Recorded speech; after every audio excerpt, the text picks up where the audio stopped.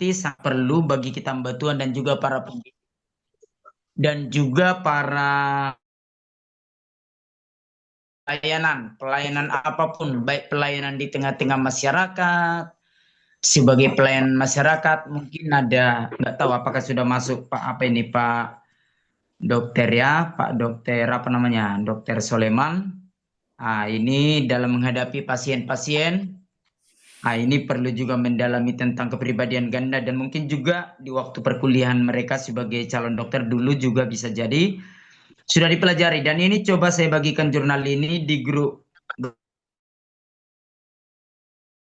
silakan bisa dilihat, tapi sebentar akan dibuat di grup. Oke, yang punya HP lebih satu atau bisa sambil buka di laptop boleh. Jurnal kepribadian ganda. Oke, oke, siap sebentar ya. Iya.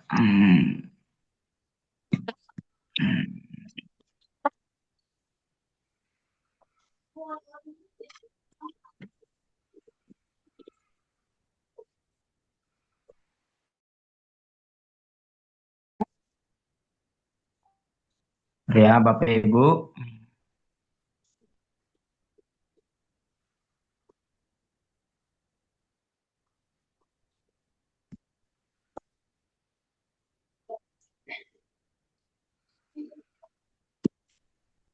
Ya, kita coba lihat mana lagi nih.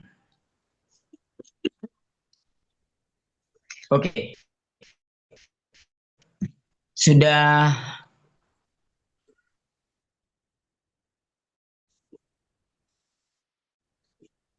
Baik Bapak Ibu, ada di layar kita coba. Ini kupas tentang kepribadian ganda. Iya, iya, iya. Nama staf kita ini SMP Negeri 1, padahal udah SMA dia ya. Masih SMP Negeri 1. Oke, Yoel anak kita yang sekaligus bantu. Oke, Bapak Ibu, dalam pembelajaran kita hari ini adalah lanjutan pengembangan tentang penyimpangan-penyimpangan temperamen yang dialami oleh setiap orang ya. Dalam jurnal itu, sewaktu saya buka, ini kurang lebih kenapa saya ambil ini, jurnal atas nama Yusak Nopin Susanto, banyak dia mengupas tentang apa namanya ini, kepribadian ganda. Kalau dalam bahasa Inggris dikatakan ini multiple personalities ya, personalities. Oke. Kalau dikatakan multiple personalities atau kepribadian ganda, kalau beberapa pembelajaran psikologi, mungkin nanti saya nggak tahu saya habis pelajaran kita ini, mungkin nanti kita coba nanti saya lihat nanti saya bicarakan dengan wakil satu akademik supaya kita coba belajar nanti tentang psikologi atau psikologi dasar nanti supaya agak bersambung dari tentang karakter ini. Mungkin nanti kembali nanti dosen kita sesuaikan nanti. Bapak Ibu coba lihat perhatikan dalam dunia modern saat ini multiple personalities atau kepribadian ganda seringkali adalah yang bisa terjadi kepada seseorang, tapi akan menjadi sebuah masalah jikalau itu tidak dikontrol dengan baik. Jika tidak bisa dikontrol dengan baik. Salah satu contoh seperti ini. Kita coba lihat, saya bawa dulu Bapak Ibu kepada situasi yang lalu.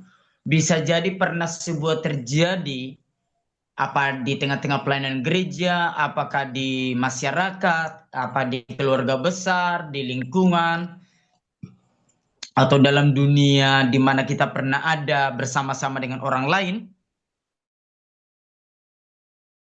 Situasi ketika orang menjerit tiba-tiba. Contoh adalah sebuah masalah di dalam sebuah kumpulan atau komunitas. Lalu kita melihat seorang ibu, katakanlah kita ambil contoh ibu-ibu. Contoh ini ya, bisa juga bapak-bapak, tapi kita kerucut dulu menjadi ibu-ibu.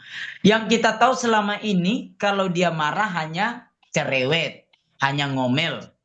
Tapi ketika ada sebuah hal yang sepele mungkin awalnya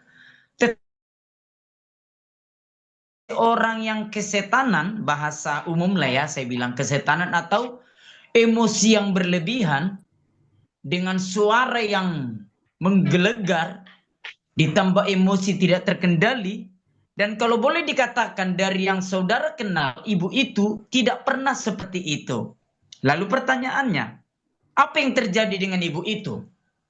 Maka jawaban dari pembelajaran kepribadian ganda, ini nanti sedikit terhubung dengan ilmu psikologi ya. Nah, ilmu psikologi kan sama-sama kita tahu artinya ilmu yang pelajari tentang kondisi psikis atau kejiwaan.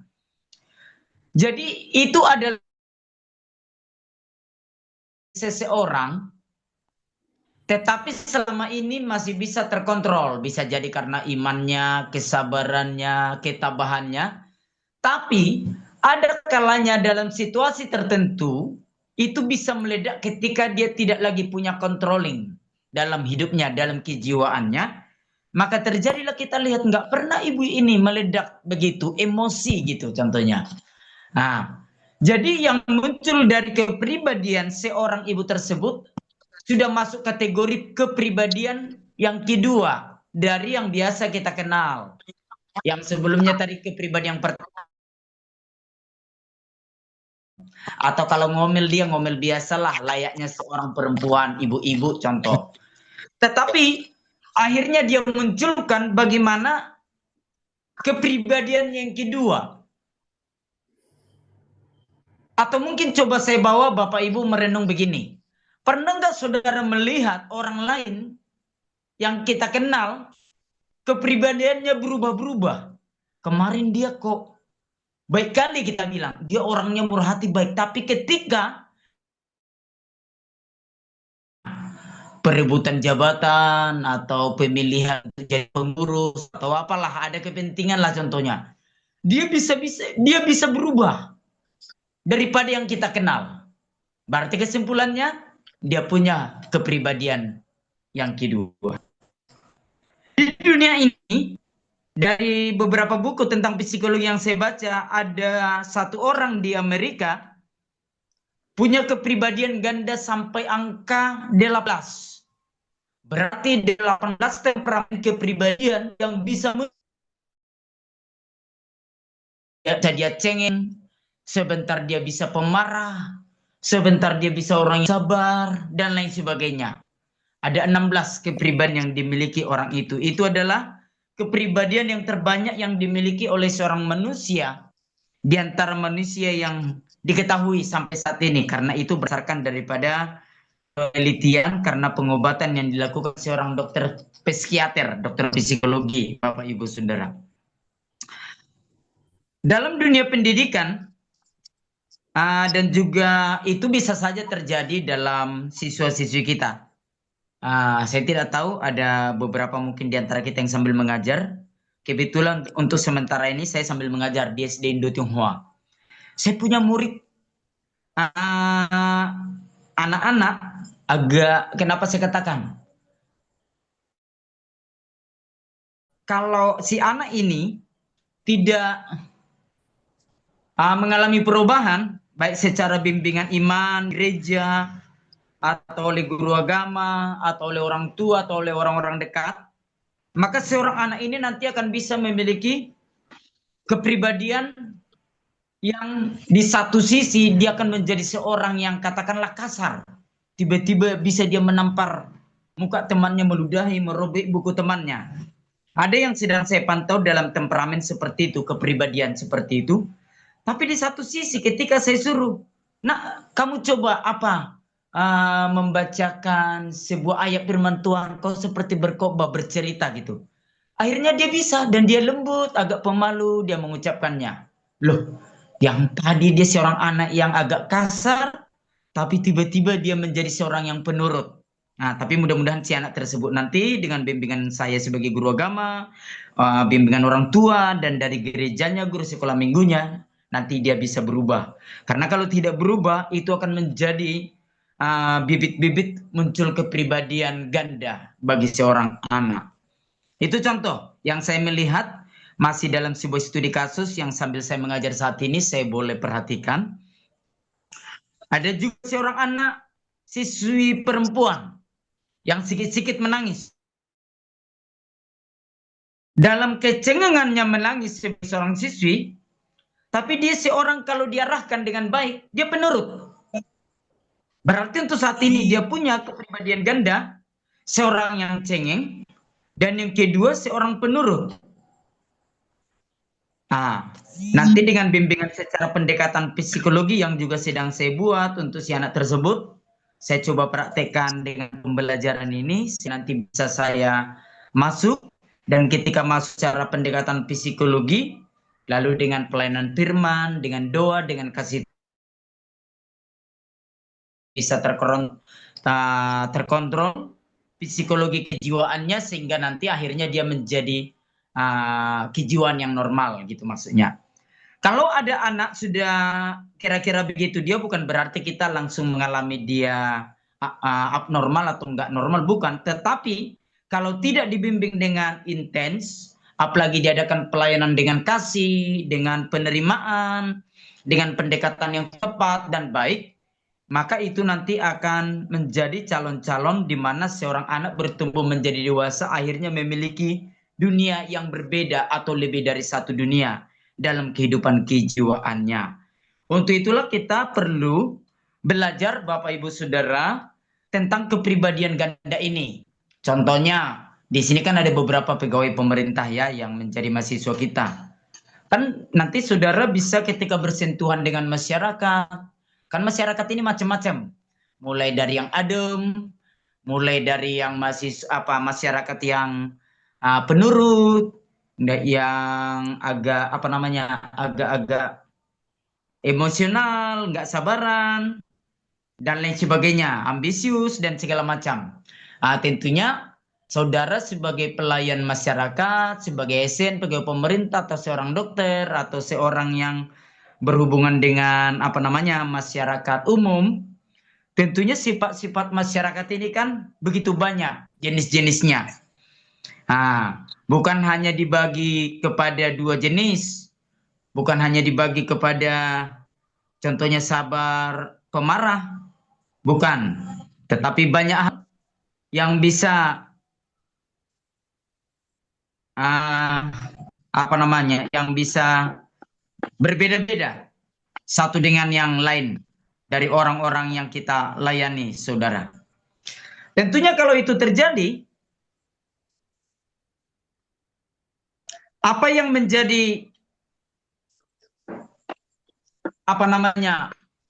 jalan masuk kita, sehingga kalau kita berhadapan dengan orang-orang, jiwa-jiwa masyarakat, anak didik, anggota pelayanan, baik di gereja atau di tengah-tengah masyarakat, kalau kita menghadapi seperti itu, bagaimana kita melakukan pendekatan atau melakukan cara penanganan sehingga dengan metodologi atau metode, maksud saya bukan metodologi ya, metodologi itu untuk urusan skripsi atau tesis. Metode, cara pendekatan yang tepat, maka sebagaimanapun parahnya seseorang, kalau kita menangani dengan cara yang tepat Bapak Ibu, maka akan bisa kita berhasil mengendalikan atau mengontrol situasi yang terjadi. Bisa kita buka, coba lanjut halaman lembaran berikut, ada namanya pendahuluan. Ya, ini kan sudah kita bahas dari pengertian-pengertian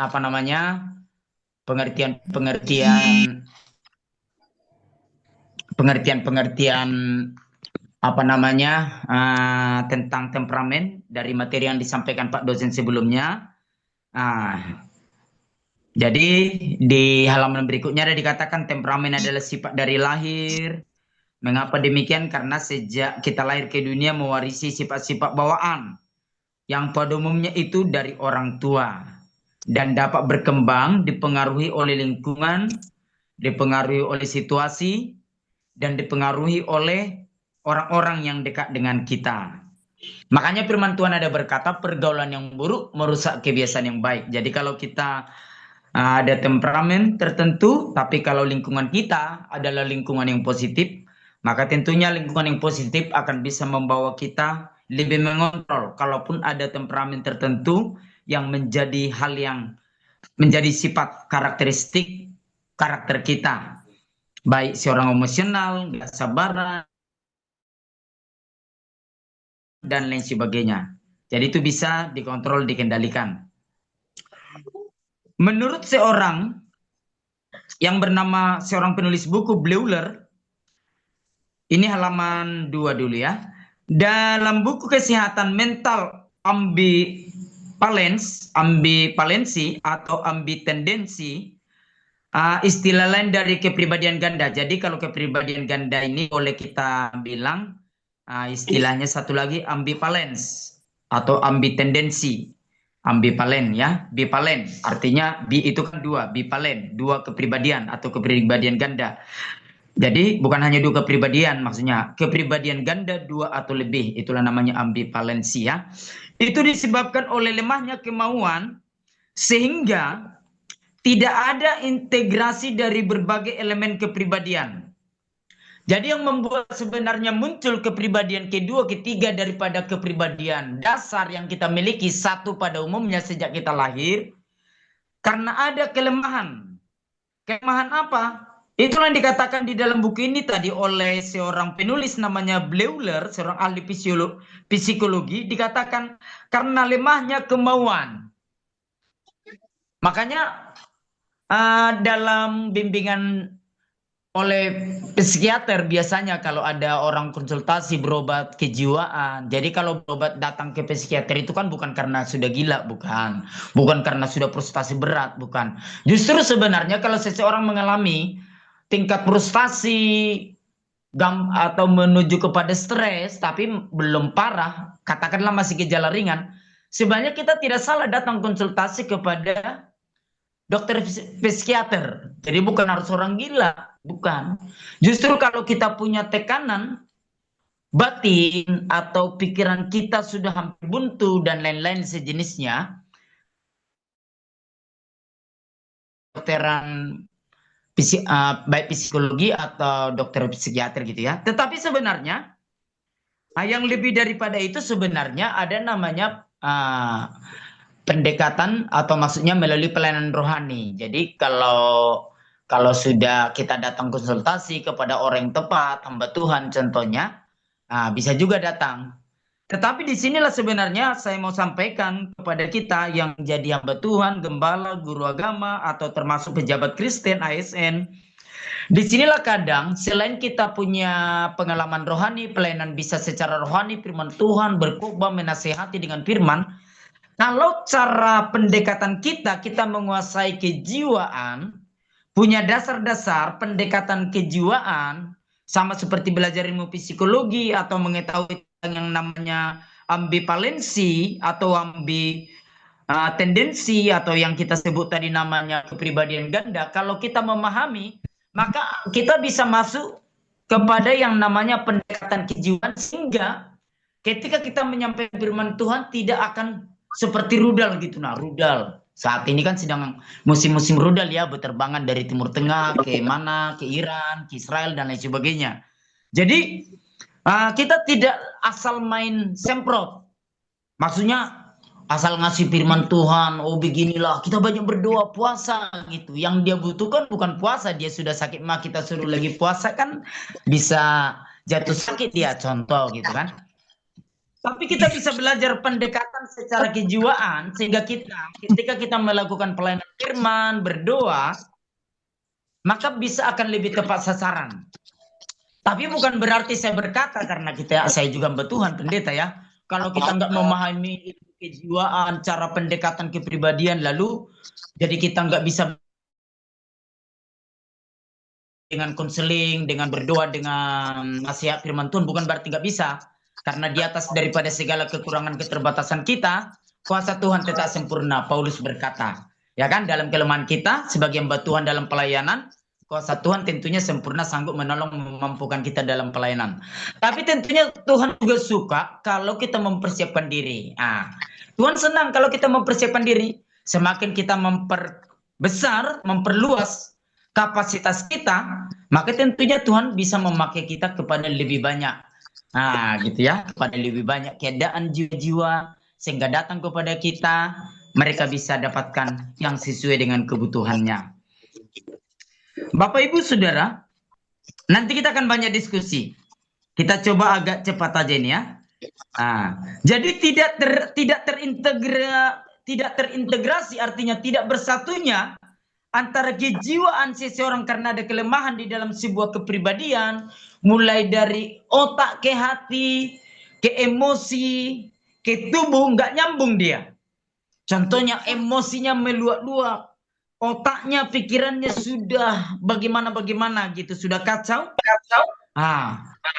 Tetapi tidak bisa dikendalikan, dikontrol oleh tubuh, sehingga tubuh itu terikut. Contohnya pikirannya sudah emosi, maka emosi mengendalikan tubuhnya, tangannya, kakinya, sehingga tiba-tiba melakukan sebuah penganiayaan, contohnya begitu, dan lain sebagainya.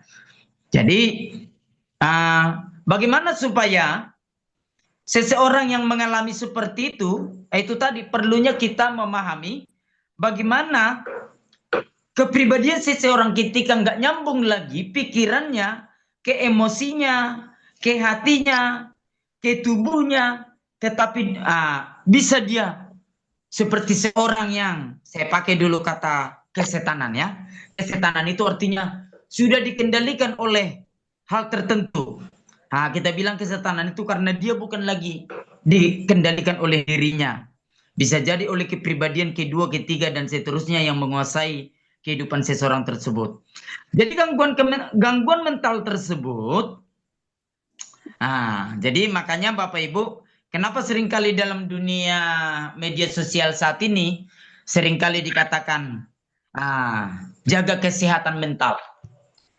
Saudara, perlu saya sampaikan, untuk saat ini, di masa saat ini, setiap kita siapapun, termasuk kita hamba Tuhan, seorang pejabat, pegawai pemerintah, pendidik, guru agama, tokoh agama, dan lain sebagainya, termasuk para gembala, para pendeta, hamba Tuhan.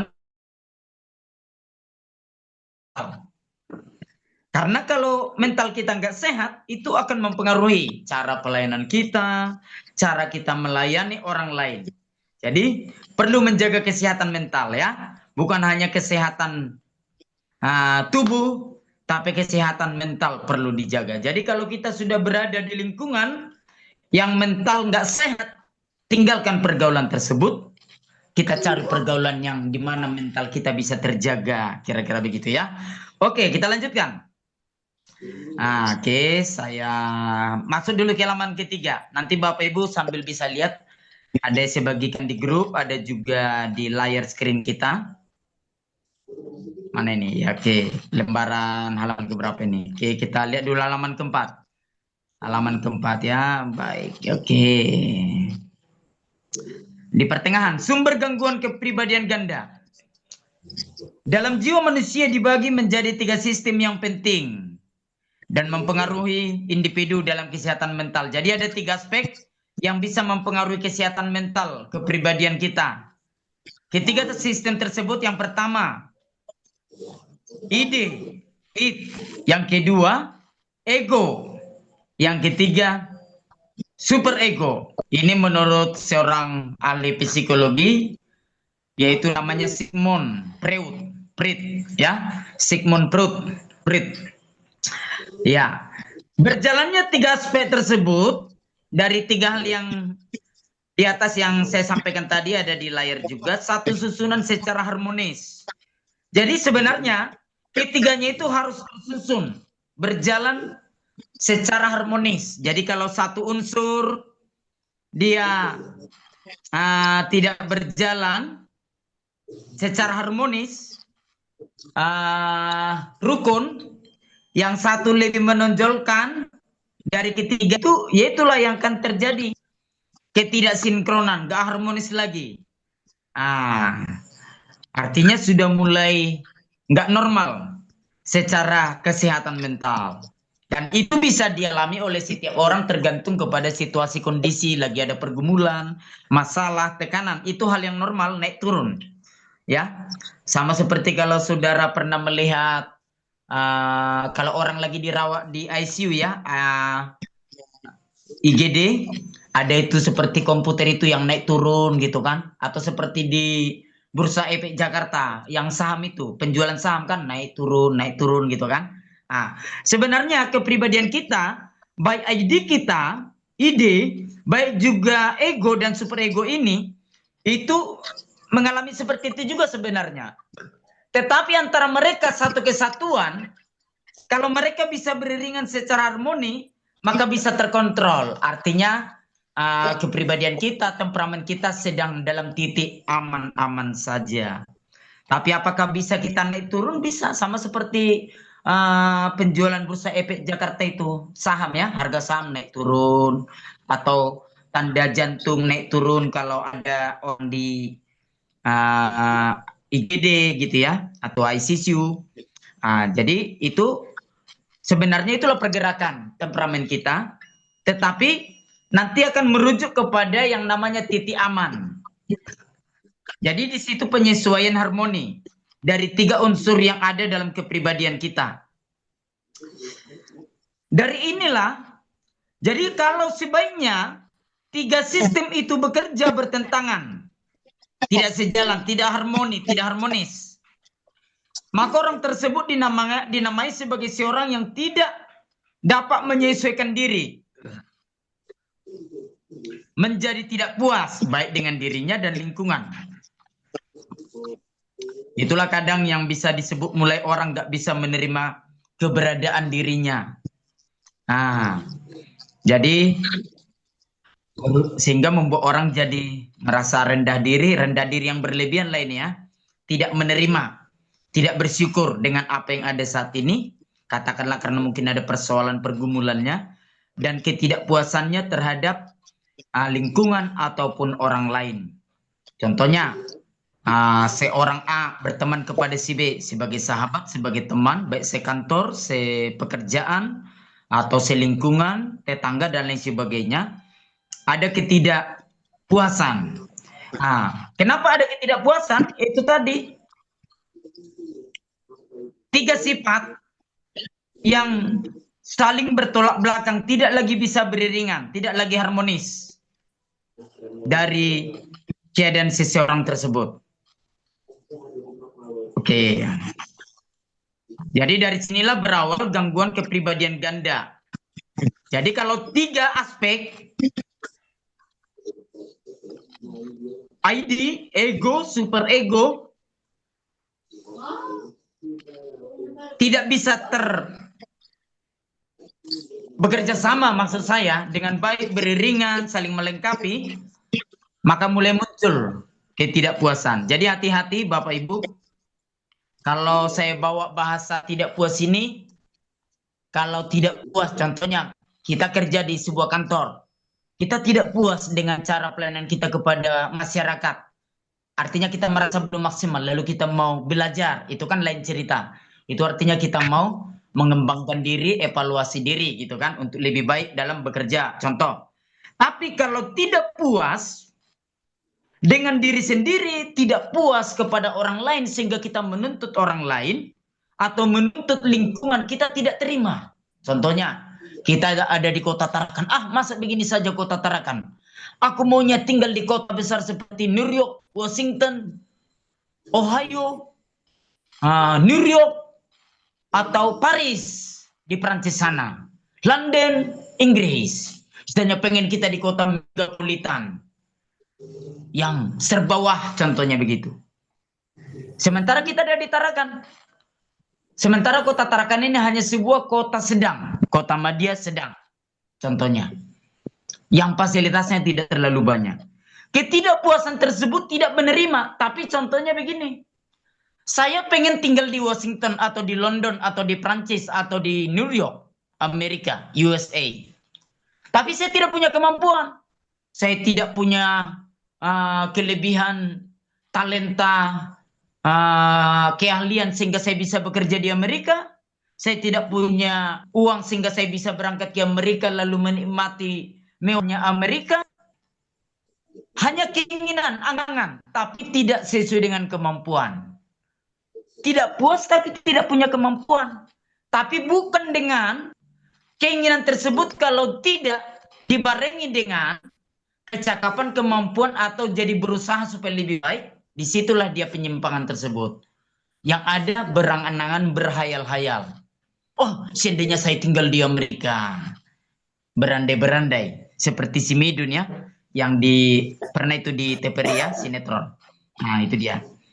Jadi, kalau tidak puas, tapi membuat kita jadi tertantang maju, bangun, bangkit, jadi lebih baik. Itu sisi positif. Tapi tidak puas karena tidak bisa menerima situasi dan keadaan. Hati-hati Bapak Ibu. Contoh, bagi yang sudah menikah. Nah, kalau namanya menikah berkeluarga kan nggak mungkin gonta-ganti pasangan kan begitu. Nggak puas kita sama suami kita atau istri kita. Hati-hati. Nah, yang namanya kekurangan pasti ada. Jadi, nggak puas kita kepada pimpinan kantor kita, lalu kita mau jadi ganti kepala kantor. Nah, cuma dua pilihannya. Kita nggak puas kepada kepemimpinan pemimpin kita, ya kita yang keluar dari sana.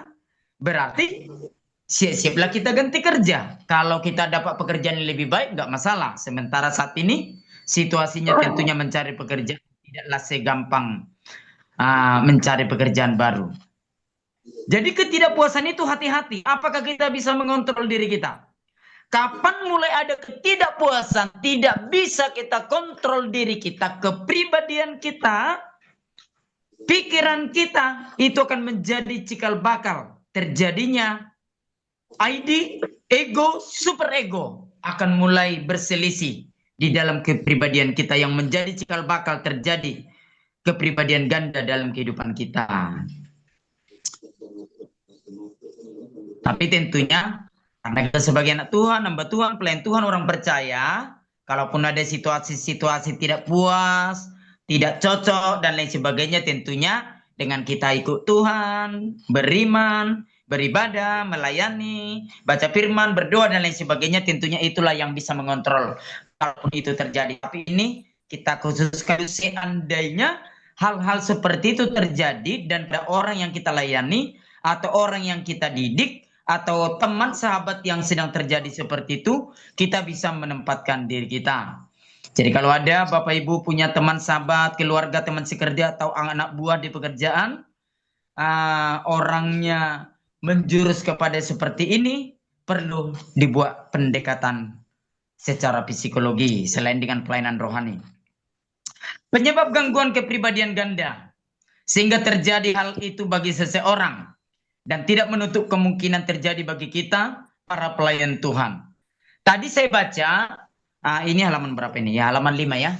Tolong layarnya. Halaman 5. Penyebab gangguan kepribadian. Kalau mungkin di Indonesia yang mau saya sampaikan ini mungkin nanti perlu diadakan penelitian khusus ya. Tapi saya ambil contoh penelitian kepada para pendeta di Amerika Serikat. Di Amerika Serikat dikatakan bahwasanya dikatakan 70% pendeta di sana mengalami gangguan tekanan.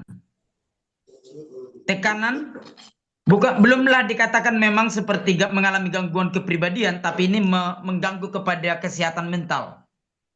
Bahwasanya dikatakan mereka kerap kali mengalami gangguan mental, tekanan mental itu karena tekanan dari pengurus gereja, tuntutan dari jemaat, baru persaingan di gereja, baru tekanan dari pemimpin gereja yang menjadi atasan si pendeta tersebut dan lain sebagainya. Dikatakan 70% pendeta di Amerika Serikat termasuk mengalami gangguan mental.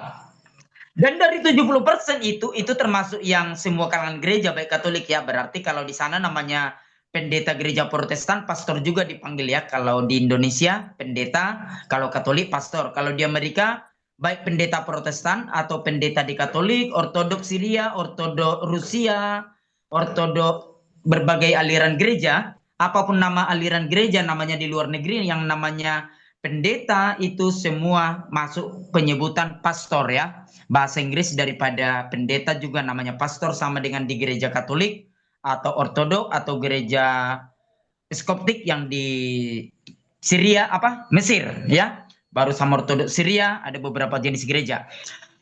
Bapak Ibu Saudara, lalu dikatakan dari 70% itu, 30% sudah punya ancang-ancang untuk meninggalkan pelayanan atau tugas kependetaan.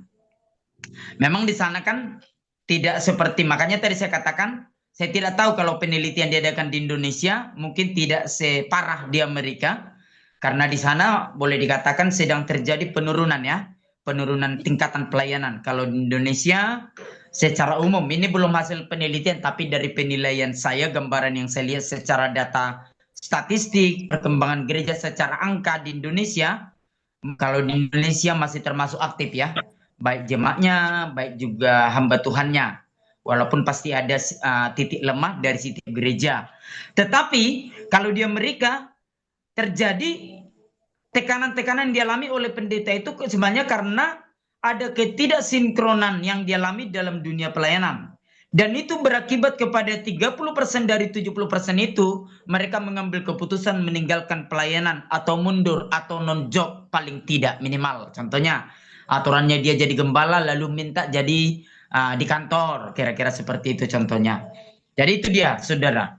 Jadi penyebab-penyebab gangguan kepribadian ganda ini semua kita bisa mengalami, termasuk contoh dari penelitian yang saya baca tadi dari sebuah buku tentang pelayanan rohani, pendeta atau pastor di Amerika. Mereka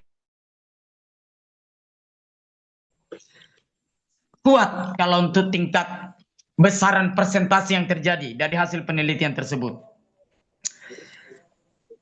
Jadi artinya tidak menutup kemungkinan itu bisa terjadi kepada siapa? Pelayan masyarakat, pejabat pemerintah yang melayani masyarakat, baik pelayan di medis, baik pelayan di kantor, kantor instansi pemerintah, lembaga-lembaga, termasuk dunia pendidikan sekolah dan lain sebagainya. Itu semua bisa terjadi dalam segala bidang. Jadi kita membekali pengetahuan kita sehingga nanti kita bisa memanage cara orang yang lain berbeda cara penanganannya. Jadi tidak sapu rata, tidak sama cara memperlakukan orang. Bukan pilih kasih ya, bukan pilih kasih. Kalau pilih kasih itu contohnya si Andi kita kasih 1.000 perak, baru si Budi kita kasih 2.000 perak. Dengan hasil kerja yang sama, itu pilih kasih. Tapi kalau memperlakukan dengan pendekatan yang berbeda, secara psikologi, kejiwaan atau kepribadian, untuk itulah kita perlu belajar demi perbaikan atau meningkatkan keberhasilan pelayan dengan pendekatan kejiwaan atau kepribadian. Coba lihat penyebab gangguan kepribadian ganda. Yang pertama, ada beberapa faktor yang dapat menyebabkan gangguan identitas disosiatif. Ya, jadi kalau 3 yang di atas tadi itu, ide itu dia kepanjangannya ya. Bagi yang belum sempat lihat tadi di atas, karena ada 3 yang bisa bersinggungan di dalam mempengaruhi 3 unsur sistem di dalam kepribadian kita. Pertama, ID yang disingkat tadi dengan bisa dibuat catat atau ditandai, identitas disosiatif ya. Itu kepanjangan ID tadi, baru yang kedua. Oke. Yang pertama, kemampuan bawaan untuk memisahkan kepribadian dengan mudah. Jadi segala yang terjadi tentu ada penyebab, termasuk gangguan kepribadian ganda. Ada beberapa faktor yang dapat menyebabkan gangguan identitas disosiatif, gangguan kepribadian ganda, yaitu yang pertama, kemampuan bawaan untuk memisahkan kepribadian dengan mudah. Kemampuan bawaan ini maksudnya kita punya karakteristik dasar. Contohnya, katakanlah orang tua kita tipe pendiam, tipe lembut, tipe sabar lah, katakan ibu kita. Mungkin bapak kita, dia bukan pendiam, tapi tipe sabar, gitu, sabar nerangin, sabar ngajarin. Lalu ibu kita, tipe pendiam, nggak pala banyak bicara. Jadi gabung tipe karakteristik orang tua kita, bapak ibu kita, otomatis sudah kita termasuk paling tidak tipe pendiam. Dan kalaupun kita bisa bicara, suka bicara, tapi tipe sabar. Jauh-jauh dari situ. Karena dua-dua hampir sama. Tidak yang emosional lah gitu kan. Tetapi, kalau karakteristik juga muncul kepada genetika kita, kepribadian kita, ada satu sifat kemampuan bawaan yang memang terlahir begitu diturunkan kepada kita, dan bisa memisahkan kepribadian dari yang diturunkan dari genetika orang tua kita. Tipe sabar, sabar berbicara lemah lembut, tidak banyak bicara ibu kita. Seharusnya di antara dua itulah yang turun. Tapi ada satu sifat yang bertambah atau turun ada di dalam kepribadian kita. Dan kepribadian yang muncul tersebut punya kemampuan. Yang turun atau tiba-tiba ada bawaan di dalam. Karakteristiknya tersendiri daripada karakteristik atau temperamen yang seharusnya turun dari kedua orang tua kita. Berarti dia memisahkan diri dari karakter alami kita. Jadi mulai ada bibit muncul tanpa disadari. Yang kedua, jika terjadi pelecehan seksual pada masa kecil yang berulang pada anak-anak, ini juga bisa memunculkan temperamen yang tiba-tiba bisa muncul. Contohnya, anak itu biasa periang, humoris, banyak ngomong lah si anak, ceria. Kalau dia mengalami pelecehan seksual di masa kecilnya, lama baru diketahui, maka akan muncul kejiwaan yang traumatik, pendiam dan traumatik, padahal sebelumnya dia seorang periang.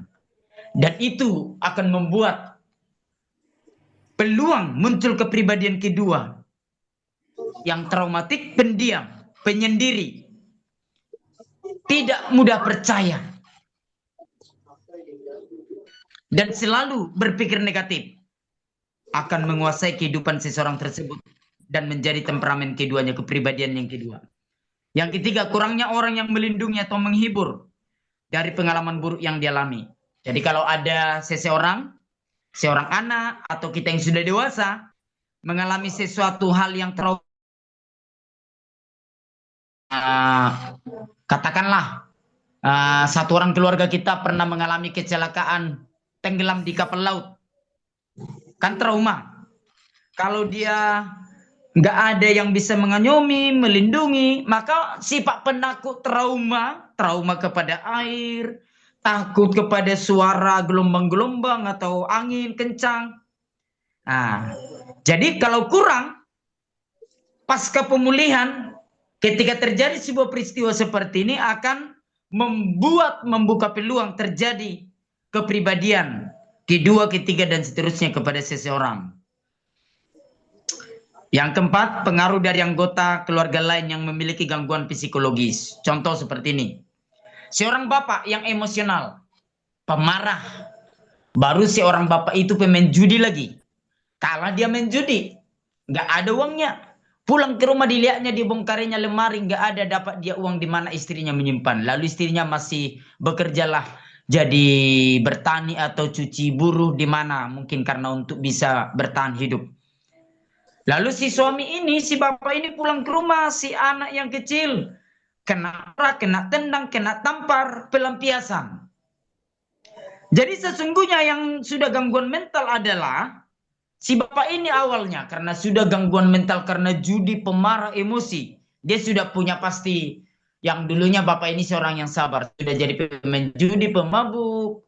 Akhirnya dia jadi punya kepribadian ganda, menjadi seorang pemarah, tukang nampar, penganiaya, dan lain sebagainya. Lalu akibat daripada gangguan kejiwaan si bapak tadi karena pengaruh dari judi dan kemabukan, sehingga membuat anak-anaknya katakanlah jadi terpengaruh, jadi ketakutan. Dan itu membuat si anak mengalami gangguan atau mempunyai kecenderungan jadi punya kepribadian ganda, takut, trauma, dan lain-lain. Keempat faktor ini menyebabkan seorang individu sehingga bisa mengalami gangguan kepribadian ganda di dalam dirinya. Berarti kesimpulannya, kenapa orang memiliki kepribadian ganda? Walau sekiranya ada bibit-bibit awalnya muncul, tapi karena lingkungan situasi orang lain terjadi seperti masalah 4 poin garis besar yang kita bahas tadi ada di nomor 1, 2, 3, 4, maka itulah yang membuka peluang munculnya kepribadian ganda kepada seseorang dan khususnya kepada anak yang mengalami penyiksaan, trauma, pelecehan, penyiksaan dan lain sebagainya. Dan itu juga bisa terjadi kepada orang-orang dewasa. Jadi Bapak Ibu, lingkungan, terutama lingkungan yang paling dekat, itu akan sangat mempengaruhi terbentuknya kepribadian ganda. Jika saudara melihat seorang laki-laki bapak-bapak yang gagah perkasa, artinya seperti kekar apanya, mental baja. Ketika mengalami sebuah kekecewaan, dia bisa menjadi seorang lelaki cengeng. Contoh, tiba-tiba dia bermasalah dengan istrinya. Lalu istrinya meninggalkan dia. Maka si bapak tadi yang gagah perkasa akan bisa mengalami kejiwaan psikologis. Trauma kepada perempuan. Akhirnya dia tidak. Contohnya. Padahal masih muda contohnya kan. Nah, ini terlepaslah dulu masalah menikah 2-3 kali dan seterusnya. Ini contohnya akhirnya membuat dia jadi tidak mau menikah lagi. Padahal umurnya mungkin masih 30 tahun. Karena apa? Terjadi kepribadian ganda. Dari segi pandangan analisa psikologis dari identifikasi disosiatif yang kita lihat di atas tadi sangat mempengaruhi bagaimana terbentuknya gangguan kepribadian, khususnya oleh represi yang hebat.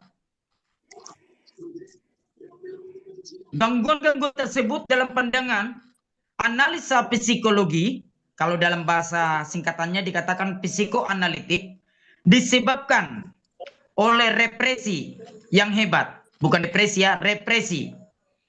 Nah, berulang-ulang, presi, tekanan. Nah, jadi tekanan, gangguan yang hebat, berulang-ulang. Dan bahan yang ditekan itu biasanya dihubungkan dengan hasrat seksual. Ini bagi anak-anak ya, masa kanak-kanak. Tahap Oedipus, perkembangan. Yang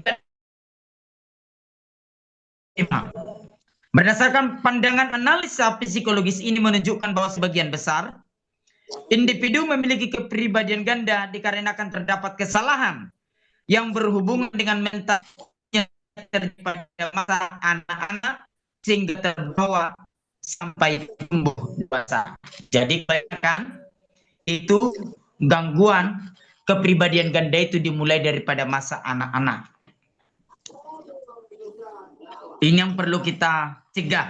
Apalagi sekarang ini program pemerintah khususnya Kementerian Agama ya, ada Bapak Ibu di sini pegawai Kementerian Agama menekankan sekolah itu harus sekolah ramah anak, baru gereja-gereja ramah anak. Poin di pembelajaran gereja ramah anak saya pernah ikuti waktu saya mewakili, saya kebetulan pengurus pusat sinode Gereja Misi Amal Agung.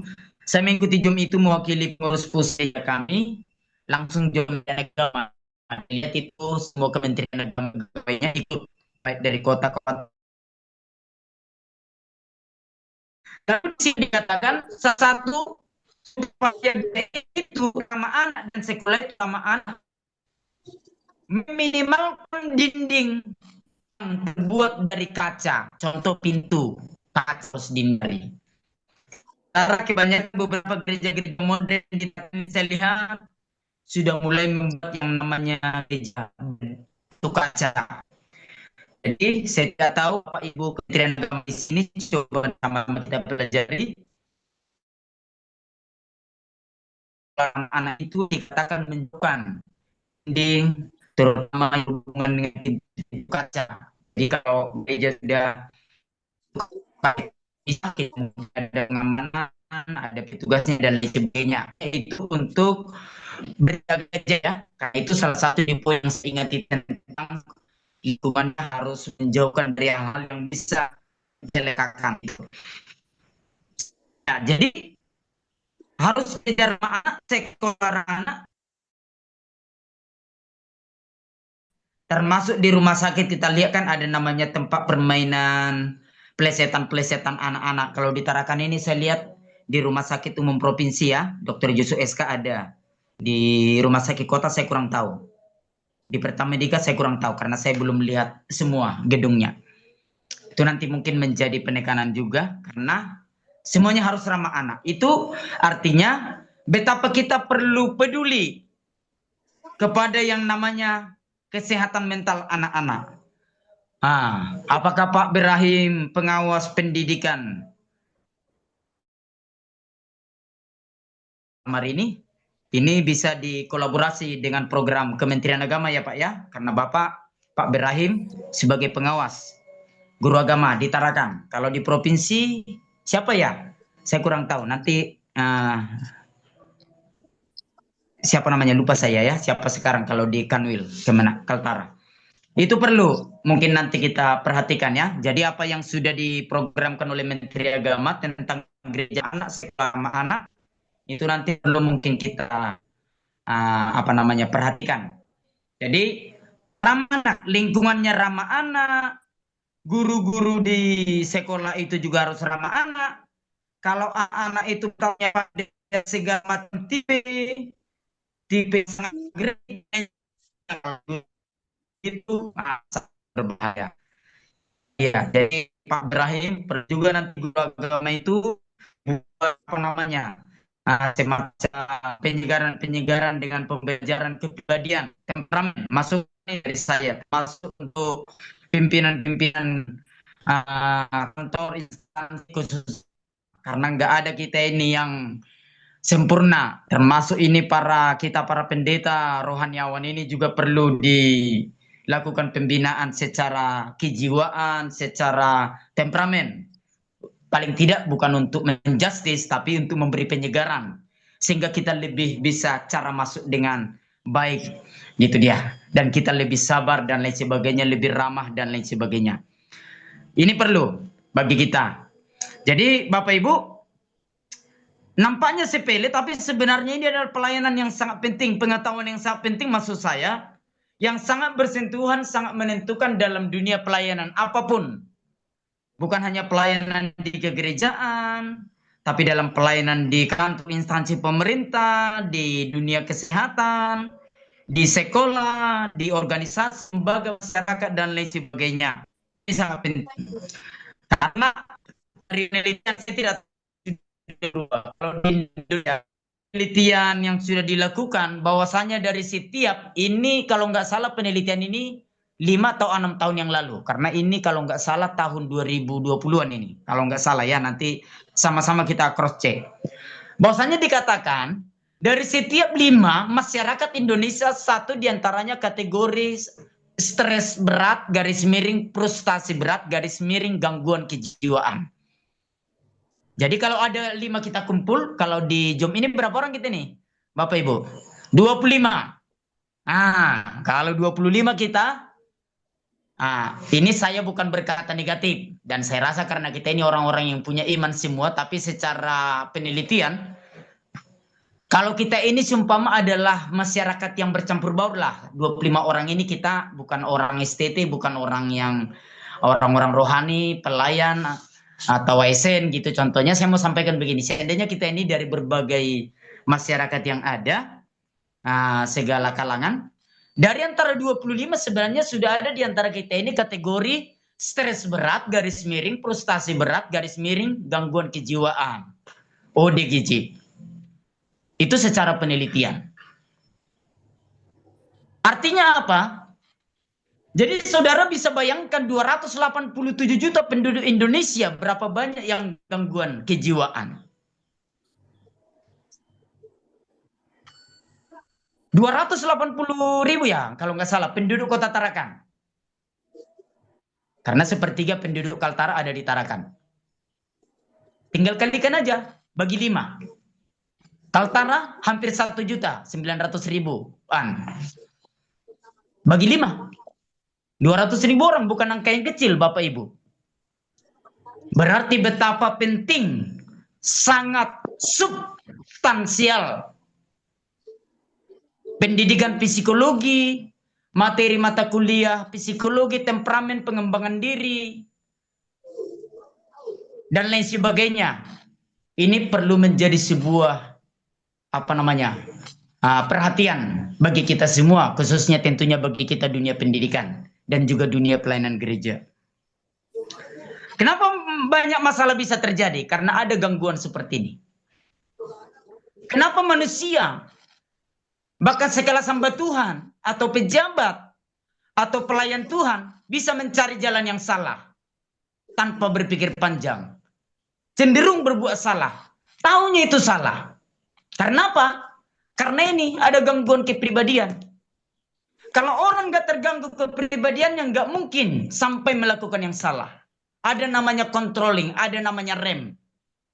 Ketika pikiran mulai kacau, disitulah bisa kita ingat iman kita, Tuhan kita ingat firman, bisa kita ingat masih akhirnya mulai berpikir panjang dan lain sebagainya. Ketika tidak bisa kontrol, itu tadi mulai kepribadian ganda. Bukan kita, bukan kitanya, bukan kita itu. Ada sebuah pribadi yang muncul yang mengisi kepribadian kita. Akhirnya seseorang melakukan sesuatu hal yang tidak perlu terjadi. Dan itu bisa menimpa siapa saja. Siapa saja, tanpa terkecuali. Rohaniawan, para pendidik, pejabat, termasuk polisi, tentara, dokter, siapapun bisa kena. Makanya kita lihat kasus di beberapa waktu yang lalu, Ferdy Sambo sampai membunuh anak buahnya. Karena apa? Gangguan mental, kepribadian ganda. Maka itu bisa kena kepada semua, termasuk orang-orang yang berkecimpung dalam pelayanan, dalam pendidikan, dan siapa saja. Hati-hati bagi kita semua. Makanya perlu kita belajar ini untuk kita boleh lebih bisa punya controlling dalam diri kita. Dan yang kedua, sehingga kita bisa tahu cara penempatan pelayanan kepada seseorang. Baik kepada siswa kita, bagi para pendidik, guru, kepada masyarakat yang kita layani, jikalau Bapak Ibu adalah pegawai instansi pemerintah, pejabat negara, atau kepada para pendeta, guru, maksudnya pendeta, rohaniawan, pelayan, majelis, dan lain sebagainya. Perlu kita memahami bagaimana yang namanya kepribadian ganda ini. Saya lanjutkan 8 menit lagi sebelum kita masuk kepada pembahasan penyembuhan gangguan kepribadian ganda. Jadi kalau jadi itu bagaimana penyembuhannya? Kita bicara, artinya kalau kita bawa pada doa, puasa, berdoa, firman, itu nanti kan secara rohani. Tetapi secara psikologi kita juga harus bisa tepat cara pendekatannya. Nah, kalau orang histeris, kan nggak mungkin mau dengar khotbah, namanya orang sudah histeris. Tapi kalau sudah ada sentuhan, cara pendekatan kepribadian yang bisa membuat orang tenang, mau kita berkhotbah, mau berdoa, tumpang tangan, memberi nasihat, tentunya akan lebih bisa masuk dan mengendalikan situasi. Penyembuhan gangguan kepribadian ganda. Halaman 5 ya, coba perhatikan. Segala sesuatu yang terjadi,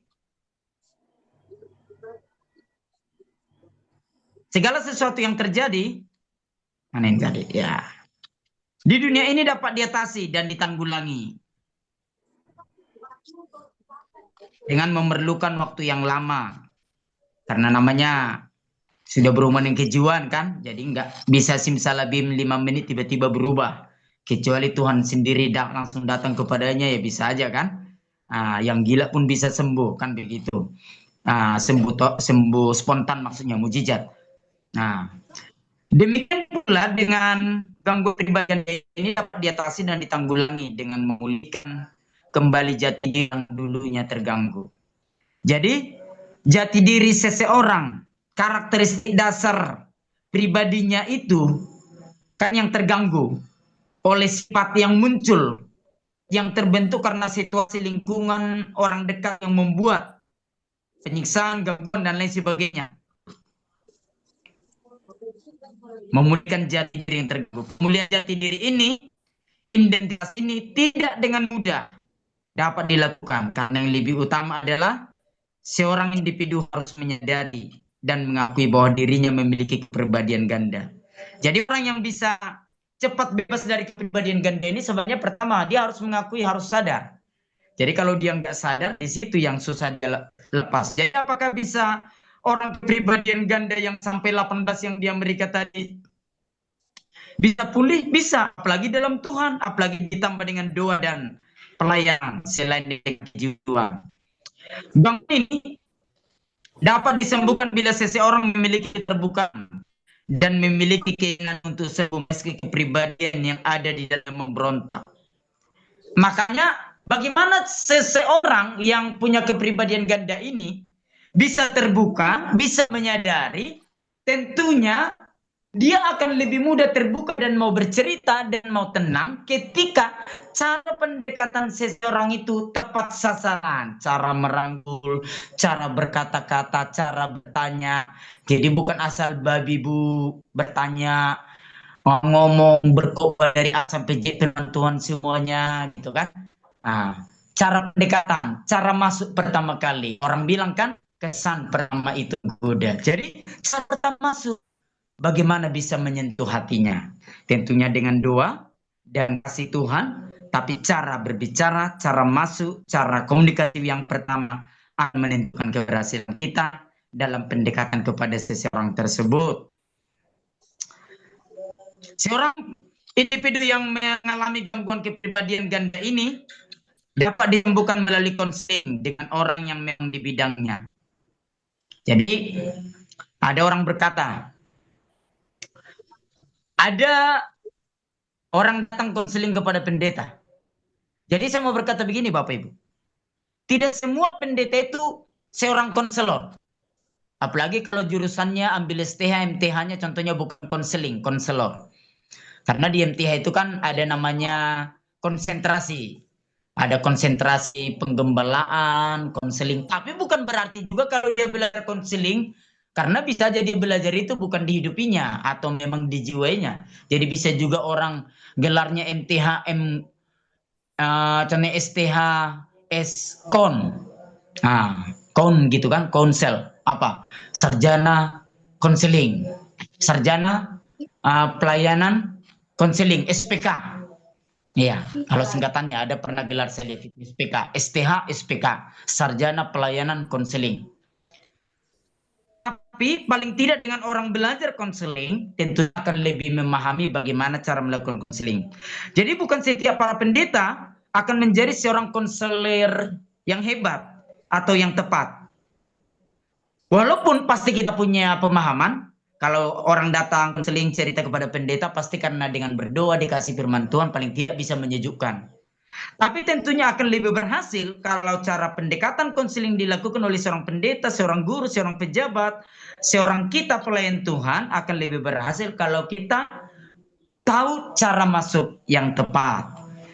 Itu yang perlu. Nanti dalam pembelajaran konseling ada namanya Bapak Ibu psikologi perkembangan anak, psikologi remaja, psikologi umum, psikologi pendidikan. Ada beberapa jenis psikologi nanti Bapak Ibu yang bisa punya kesempatan belajar. Ya, ada beberapa materi mata kuliahnya nanti di beberapa waktu ke depan. Ya, baru kita ambil dulu contoh gangguan kejiwaan kepribadian ganda yang terjadi di murid Tuhan Yesus. Siapa? Yudas Iskariot. Nah ini gangguan kepribadian ganda ini. Yang saya pelajari dia ada 4 kepribadian. Yang pertama, dia adalah seorang yang ramah. Dia adalah seorang yang komunikatif. Tuhan tidak akan lebih baik. Minyak narwasi itu dijual. Lalu kita menolong orang-orang miskin. Cara komunikasinya kan baik, pasti lembut. Tapi Tuhan tahu hatinya. Tapi dia berkata dengan lembut seolah-olah dia membela orang mau korupsi, menggunakan uang itu untuk kepentingan dirinya sendiri. Itu aja kan sudah dua berbeda. Di satu sisi dia berkata kita memperhatikan orang miskin. Padahal di satu sisi karena dia mau KKN atau korupsi. Yang kedua, yang ketiga adalah dia bisa bermuka manis. Sewaktu menyerahkan Tuhan Yesus, guru katanya diciumnya gurunya yaitu Tuhan Yesus. kemudian dia menyerahkannya. Saudara bisa bayangkan dia menyerahkan mengkhianatinya. Berapa kepribadian lah itu. Baru kepribadian yang keempat. Ini bisa lebih dari empat, tapi yang saya pelajari minimal empat. Kepribadian yang keempat adalah ketika dia tahu Yesus itu akhirnya disalibkan, mati dan dikuburkan, akhirnya dia merasa tertuduh berdosa. Dia lemparkan uang 30 keping perak itu, lalu dia gantung diri. Muncul kepribadian yang keempat. Nanti coba Bapak Ibu pelajari apakah ada lebih daripada empat kepribadian yang dimiliki oleh Yudas. Saya belum spesifik, sudah saya pelajari dengan singkat empat minimal. Akhirnya dia menyesal. Dan sebagai tanda dia menyesal, akhirnya dia membunuh dirinya sendiri, bunuh diri. Dan tahukah Bapak Ibu, ketika dia sebelum bunuh diri, dia kembalikan uang itu kepada imam-imam itu, tapi imam itu tidak mau menerima. Lalu dia lemparkan uang itu. Dia buang uang itu. Lalu imam-imam itu membeli sebidang tanah. Lalu digunakan tanah itu. Maksudnya digunakan membeli tanah. Lalu kalau tidak salah digunakan macam tanah wakaf untuk kuburan gitu contohnya kan. Tapi waktu kami ke Holy Land, Israel, saya ikut rombongan tanggal 2 Desember berangkat dari Tarakan. Sampai tanggal 14 kembali ke Tarakan 12 hari karena hitung 2 hari perjalanan ke Jakarta 12 hari. Lalu Bapak Ibu, waktu kami tour Holy Land itu kami melewati di daerah Israel itu namanya Tanah Darah, Hakaldama yang ada di Injil dikatakan yaitu tanah yang dibeli oleh imam. Tanah itu sepi, nggak ada bangunan, nggak ada yang menggunakan tanah itu, tanah kosong. Justru dibuat hanya dibersihkan lalu menjadi seperti sebuah taman tanah kosong. Karena itu tanah darah katanya, karena Yudas. Jadi saudara, ada empat jenis temperamen. Nanti kalau Bapak Ibu mau kembangkan apakah ada kemungkinan Yudas ini lebih daripada sifat empat temperamen kepribadian ganda, nanti bisa kita kembangkan.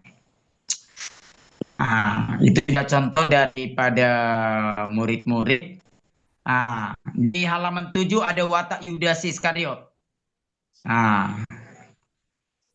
Jadi salah satu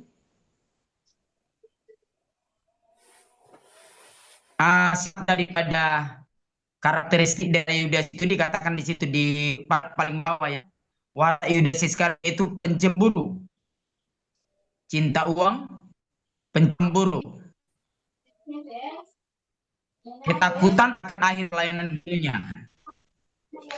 Dia udah berpikir negatif. Nanti Yesus mati, Yesus selalu berkata, kenapa dia ketakutan?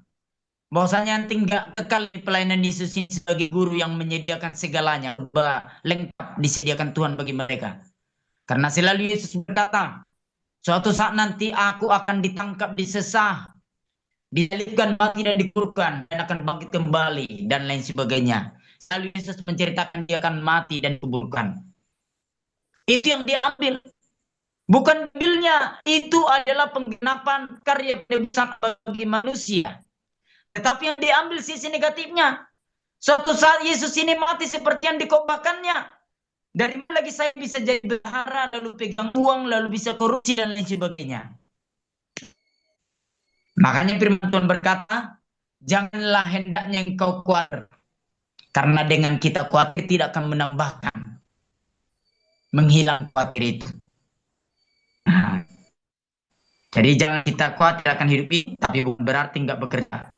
Nggak bekerja keras, nggak punya iman dan pengharapan. Jadi pada Yudas ini jelas itu ya. Makanya kenapa saya pilih jurnal tadi karena sangat lengkap bercerita tentang watak karakteristik. Dan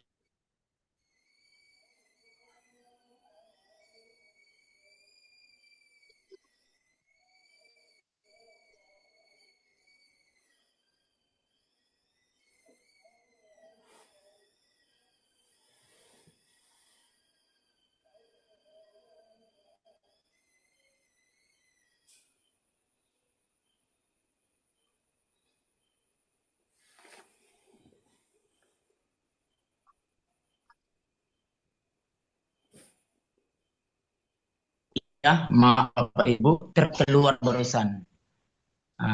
Terlempar dari sinyal, sudah masuk kembali. Apakah Bapak Ibu sudah bisa mendengar? Oke. Ya, Baik. Ya, saya terkeluar tadi baru saja, sudah masuk kembali. Makasih admin, Pak Sinuyu, Pak dosen. Jadi aplikasi, implementasi bagi kita hamba Tuhan masa kini. Kita mau masuk diskusi, hamba Tuhan adalah satu orang yang disorot oleh masyarakat. Jadi kalau dikatakan hamba Tuhan bukan hanya hamba Tuhan gereja, tapi hamba Tuhan termasuk pemerintah. Karena Roma 13 berkata, patuhlah kepada pemerintah. Mereka juga dalam Tuhan yang bekerja di pemerintahan, di Kementerian Agama, dan di instansi yang lain. Bapak Ibu juga dalam Tuhan. Jadi bagi kita hamba Tuhan baik di pemerintah atau di gereja atau di pendidikan atau di jabatan-jabatan lain yang bersifat pelayanan kepada masyarakat, maka bagi kita hamba Tuhan, kita adalah orang yang selalu disorot oleh masyarakat dari tingkah laku, tutur kata, cara hidup. Oleh karena itu, sebagai hamba Tuhan, kita dituntut harus dapat hidup benar dan merendahkan diri. Jadi kita ini banyak dituntut orang. Sementara kerap kali kita orang menuntut kita, tapi yang kita dapatkan kadang nggak seimbang dengan apa yang dituntut. Yang kita lakukan kadang lebih banyak daripada sebenarnya yang kita terima. Tapi karena kita selalu punya moto mengabdi, melayani, sehingga kita tidak terlalu berhitung, kan begitu ya dalam dunia pelayanan ini. Sehingga beberapa pejabat pemerintah yang saya tahu juga luar biasa juga, terutama pejabat yang Kristen di Kemenak, seringkali mereka bertugas itu di luar dari jam kerja atau di luar dari tupoksi, tapi karena membawa nama Tuhan kepada masyarakat, kerap kali mereka juga melakukan tugasnya, bahkan melebihi daripada tugas utamanya. Dan saya percaya itu juga adalah bagian daripada pelayanan, termasuk kita yang berkecimpung di pelayanan di gereja. Jadi karena kita ini hamba Tuhan, baik di pemerintah atau di pelayanan gereja, baik di dunia pendidikan, kemungkinan kita bisa tanpa sadar memiliki gangguan kepribadian ganda ini karena latar belakang diri kita. Hanya kita sendiri yang tahu dan Tuhan. Jadi hanya kita sendiri masing-masing Bapak Ibu yang tahu siapa kita dan bagaimana kita. Jadi selain kita yang tahu, Tuhan, kan begitu ya. Jadi, tapi saya percaya dengan belajar ini tentunya kita akan lebih bisa memahami perjalanan kehidupan pribadi kita dan pelayanan kita. Oke, dalam beberapa penjelasan di bawah ini tentunya kita nanti bisa sambil melihat sebagai implementasi aplikasi penerapan dalam hidup kita. Oleh karena ada Roh Kudus di dalam diri kita, maka Roh Kudus inilah yang menguatkan kita, yang memampukan kita sehingga kita tidak terpengaruh oleh gangguan pribadi yang ada di dalam diri kita, bahkan oleh keadaan lingkungan yang sekalipun yang aturannya bisa membuat kita ambruk berkepribadian ganda, tapi karena ada iman, firman ditambah dengan Roh Kudus dan Tuhan Yesus yang menolong memampukan kita sehingga kita bisa melewati masa-masa yang sulit sekalipun. Demikian mungkin yang menjadi pembelajaran kita. Oke. Kita masuk dulu kepada diskusi tanya jawab. Nanti ada beberapa istilah kepribadian ganda saya mau sampaikan nanti di selanjutnya. Oke, Bapak Ibu, silakan. Pak Sinuyo, bisa dengarkan saya?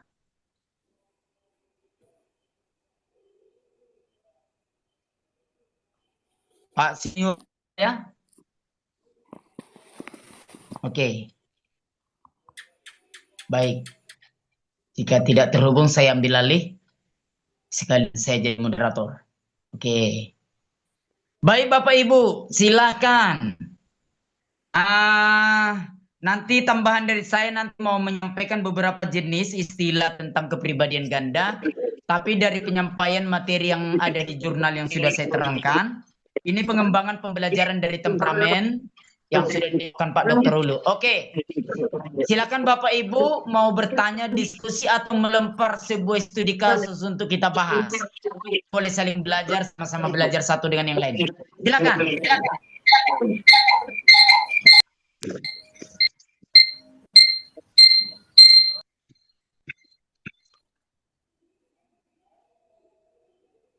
Ada yang mau bertanya, mengajak diskusi, melempar sebuah studi kasus, silakan.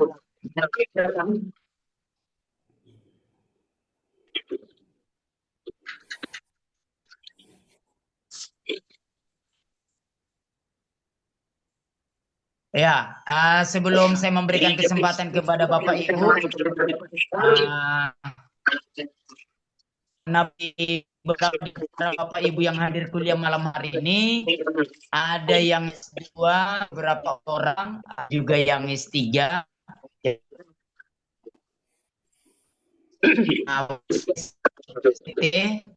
Saya mengajar menggantikan Pak Dr. Uluk pada malam hari ini adalah sebagai dosen magang dari Dr. Uluk.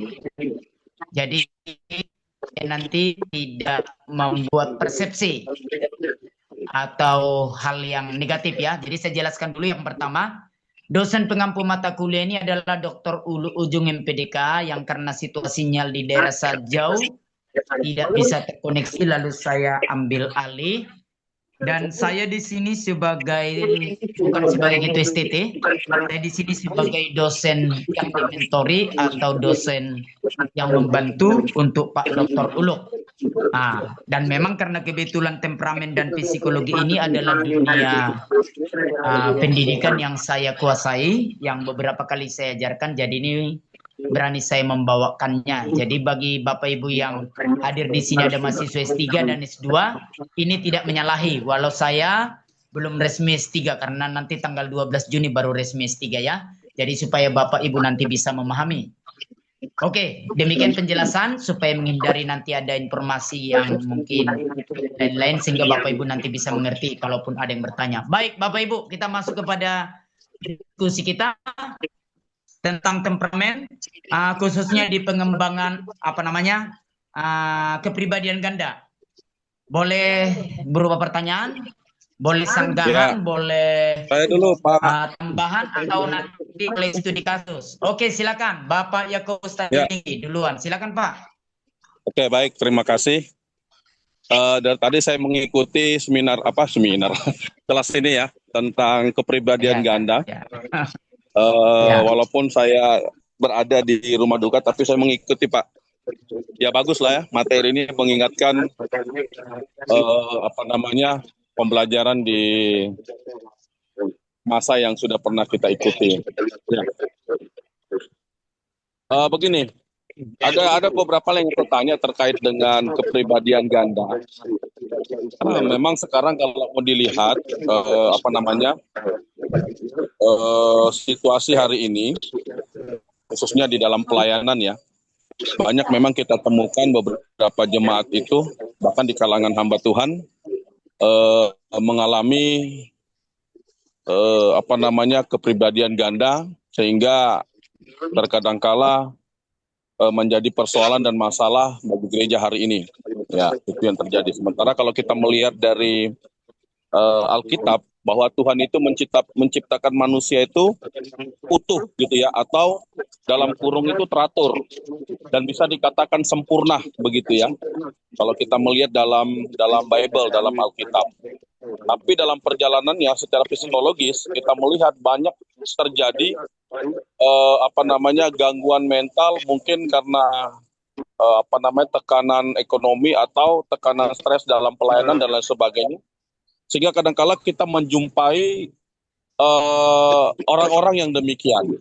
Jadi beberapa waktu yang lalu saya sempat melayani salah seorang anak muda yang memang mereka sedang dalam sebuah persoalan, mungkin sebuah mental kejiwaan mereka, sehingga ya beberapa kesempatan harus mengkonsultasikan ke dokter psikiater ya, seperti tadi yang sempat disebutkan oleh Pak Henry. Memang sebenarnya konsultasi ke dokter psikiater ini bagi hamba-hamba Tuhan ini memang sangat penting juga Pak. Izin Pak dosen ya, Pak Henry Manurung, karena memang tekanannya luar biasa hari ini di dalam pelayanan.